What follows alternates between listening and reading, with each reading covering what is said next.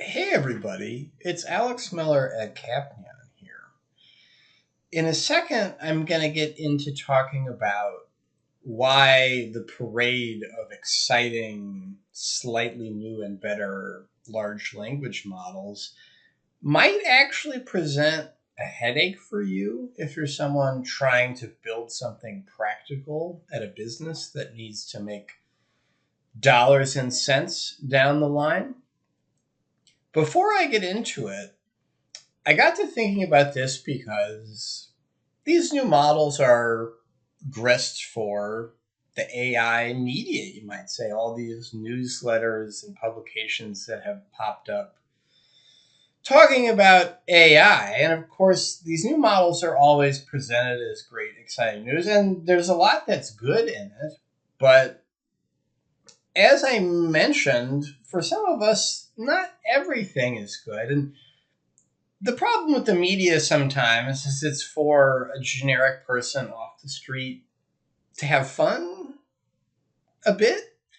And some of you out there aren't a generic person out on the street trying to have fun. So, just background, my goal in making these videos is to speak to people who are responsible for achieving particular things at businesses, filling in a little bit what I perceive to be a hole in the discourse out there. If you're trying to build something, this is all for you, and I'm hoping I'm doing a better job than some of the fluff you might see out there. All right, a new LLM model. Why could this be a headache for you? And in the background here, there's roughly three ways you could be trying to employ an LLM. You could be paying to use an API over the web. You could be locally hosting an open source model, or if you really like spending money and suffering pain, you could be trying to build something from scratch with your own data. So first, a lot of LLM out there has a functionality, especially if you're going through somebody's API over the web, of you can fine tune the model on your own data. So you start with a foundational model, you start with the standard ChatGPT, standard Gemini, and then you can use your own data to refine how it responds to a particular set of queries unique to what you're doing. This is very powerful. It gets you a little bit into the world like you're building something from scratch, but it's much lower left.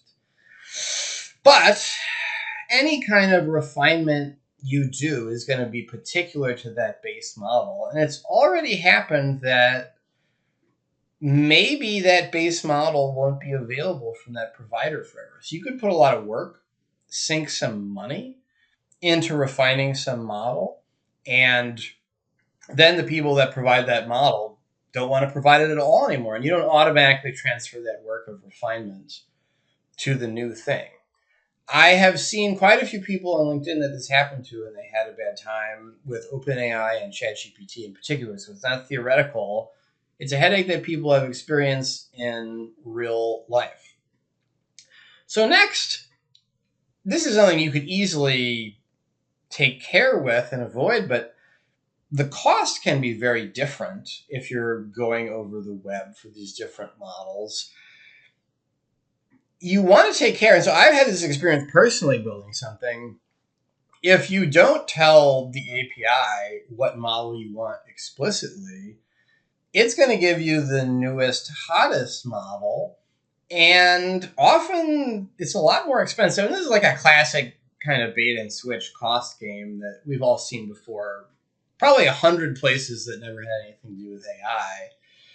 In one case, I observed the newest model, and then this model right before it, it was a 30x cost difference per call. And if you don't specify the model, once again, they just give you the new one. So if you had not taken care with this issue, if you did not know to take care with it, you're essentially getting repriced all the time. And I would note that in my adventure with this, the older model was not really inferior for my purposes to the new one.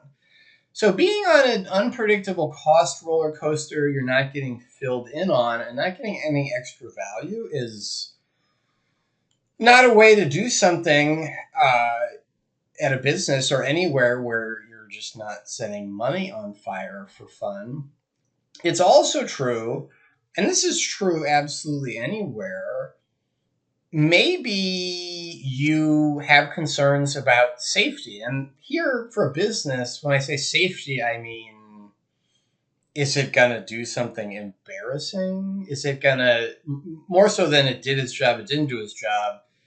Is it offering people free plane tickets? Is it engaging in awful, hideous discourse that is going to get you a lot of bad PR and, just morally hurt people's feelings?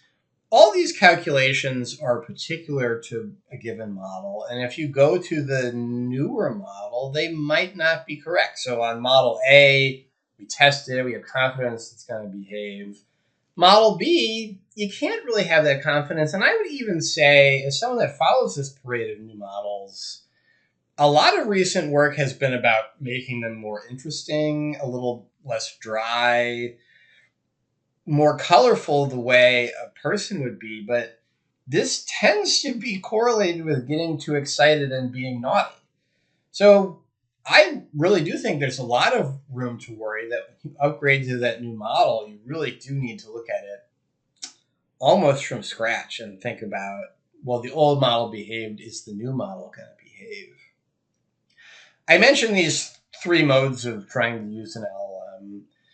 To a significant degree, a lot of these concerns I've talked about they have their different versions across all three, and I can't get into all the detail here.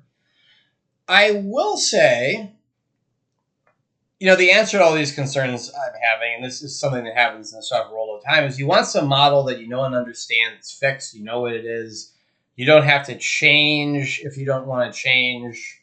We use Python, blah, blah, blah. Nobody wants to just randomly update their Python constantly. And it's just any kind of software library or tool is like this. So can you keep the same model forever? A whole lot of things align on the open source host it yourself model.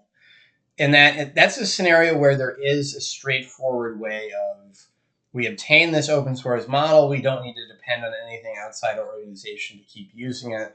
We had an opportunity to study it. It's essentially under our microscope. Nothing's moving around without our knowledge.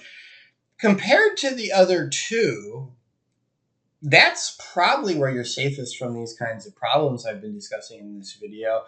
And I just want to add that I have seen a lot of other commentary about hosting your own open source thing is probably the way that businesses are going to go a lot of the time, and for reasons beyond this, but this particular issue agrees as well.